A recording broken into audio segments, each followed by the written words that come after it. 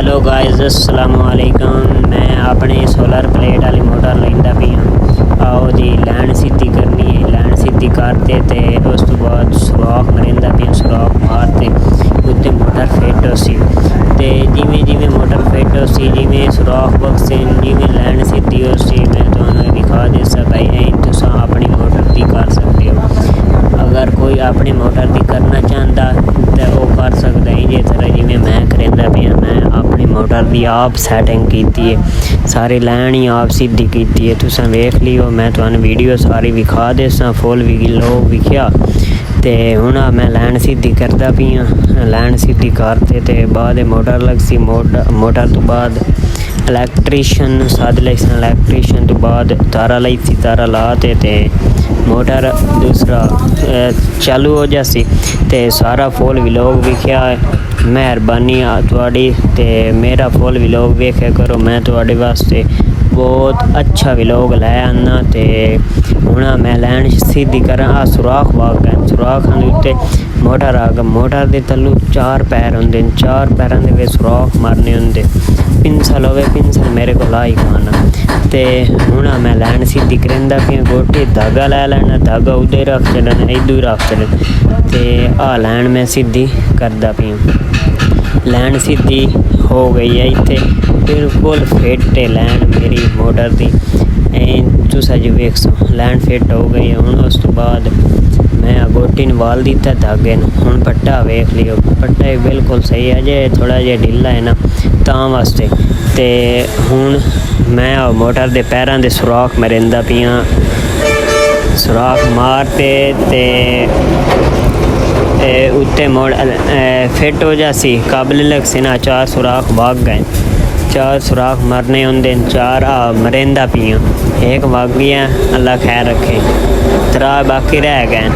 ते ओए मार थोड़ी कहां ना 8 यार करदा पी 8 नाल थोड़ी कौन आई ते हुण कोई मेरा यार मदद करो हेल्प करो। मैं थोड़े वास्ते इन्नी मेहनत करना धोपे व्लॉग बनाना थोड़ी वजह तो भाई कोई अपना यार पैसा बचा लवे आप इलैक्ट्रीशियन यानी कि मकैनिक बन जावे भाई मेरे वांगू जिमें मैं कस लेना खोल लेना हर शा ते इस तरह तुसें कर सकते हो। 4 सुराख वाग गए 4 सुराखों तो बाद हुण मोटर उत्ते फिट हो जासी बाद मुड़ इलैक्ट्रीशियन सद लैसो तुस जिमें जिमें वीडियो है मैं तुम्हें विखा देना सारी ते हुण सुराख थोड़े जे रह गए बस वगे खले ना उस तो बाद मोटर फिट हो जासी मोटर फिट करूँगा उत्ते फट्टे दे रखूँगा हुण तलू अगर मोटर दे पैर ना भिड़ींदे पे मोटर मुद्दा करते ते उत्ते फट्टी रखते उत्तू काबले आई मारने भाई 100 हो जावे बहुत आसानी नाल काबले वग जाते नहीं थोड़े जे काबले होवे ना लम्मे लम्मे लै लवे मैं यार छोटे लै बैठा बाद मुड़ मैंने लैने पाया ते काबले होवे ना थोड़े जे लम्मे ते कोई टेंशन ही नहीं काबले उस लम्मे तलू पैर दे काबला कसी सी तलू वार चलाती पसंद फट्टी दे दे ते मोटर फिट हो जासी। मोटर मेरी फिट हो गई है ते हुण मैं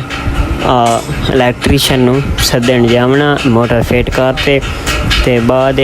जिमें जिमें हो सी जिमें जिमें तारा लग से जिमें कुतरा हो सी मैं तुम्हें विखा देसा तुसा मेरे नाल रहना व्लॉग वेदया रहना। मैं हुण थोड़े वास्ते मेहनत करदा इलैक्ट्रीशियन आ गया इलैक्ट्रीशियन नू सद आंदा ते आया नहीं तो इंजे नहीं आंदे सद आंदा हुण कसदा पिया वेख लियो ब्रैकर लगता पिया ब्रैकर 2 लव्या एक ते ना बुले रव्या 2 लगने एक इन्वेंटर को लगना ते उस तो बाद एक मोटर को लगना इन्वेंटर साडा पिया तो उस तो बाद ब्रैकर फिट हो गया कि लग गए ते हुण मोटर दा तारा खिंचदियां पियां हुण जिदू वेख लियो ना तुस इलैक्ट्रीशियन वाला काम तुस आप कर सकते हो अगर करना चाहो तो जिमें करते पैन इन्हें वेख लियो जोड़ लगता पिया तार दा जोड़ वेख लियो किमें लगता जूम थोड़ा जिहा कर लवे आना मैं तो वीडियो कीता ने जोड़ किमें लगता किमें सोल्यूशन टेप मिलती है तुस वेख लियो